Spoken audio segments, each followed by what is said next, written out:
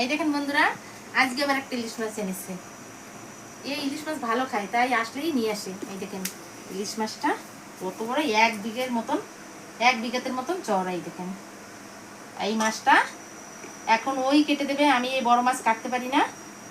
আর ও যেরকম খাবে আমি সেরকম করে ওকে রান্না করে খাওয়াবো, কেননা এই মাছটা ভালো খায়। ও ছেলেরা তো খায় না, আমরাই খাবো 3 জনে, বৌমা আমি আর এ খাবে। এই যে বন্ধুরা, মাছটা কেটে ভালো করে ধুয়ে নিয়ে এসেছি। এর ভিতর থেকে 5-6 টুকরো মাছ আমি ভাজা করব। এই দেখেন ধুয়ে নিয়ে এসেছি। এখন যাই মাছটা ভাজা করি। তো ধুয়ে নিয়ে এসেছিলাম, এখান থেকে আমি 5 পিস মাছ ভেজে নেব। তার জন্য আমি মশলা দিয়ে নিচ্ছি। হলদি, 1 চামচ মরিচের গুঁড়ি, একটু মিক্স মশলা দিয়ে দিচ্ছি, আর লবণ। এটা দিয়ে ভালো করে মেখে নেব। একটু জল দিয়ে দিচ্ছি। ভালো করে আমার মাখানো হয়ে গেছে। আর কিছু সময় আমি রেখে দেবো, খাওয়ার আগে আগে মাছটা ভাজা করব।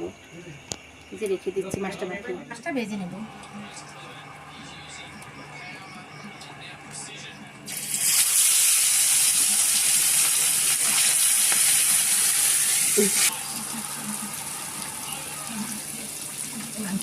খাওয়ার মতন হয়ে গেছে। এটা মুরগির মাংস আর এই ইলিশ মাছ ভাজা, এটা দিয়ে রাত্রে খাওয়া হবে। মাছটা এখন ফিরিয়ে নিচ্ছি। এই যে এই পাতায় যেরকম মশলা মাখাই না, সেরকম মাখিয়ে আমি ভাজা দিই। মশলাটাও পড়বে না, মাছটাও বেশ ভালো করে ভাজা হয়ে যাবে।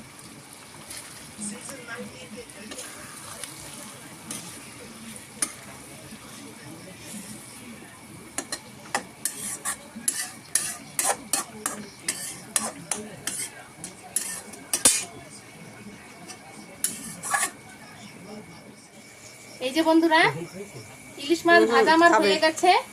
এই দেখেন কত সুন্দর মশলা মাখানো মাছ ভাজা। এটা দিয়ে এখন ভাত খাবে। মাছ ভাজা ভেজে এমনি ভাত খাই। আর এই দেখেন এখানে আছে মাংস, মুরগির মাংস। এটা হচ্ছে আমাদের রাত্রের খাবার। কেমন লাগলো বন্ধুরা আমার রাত্রের খাবারটা? যদি আপনাদের ভালো লাগে তাহলে একটা লাইক করে সাবস্ক্রাইব করে দেবেন। টাটা।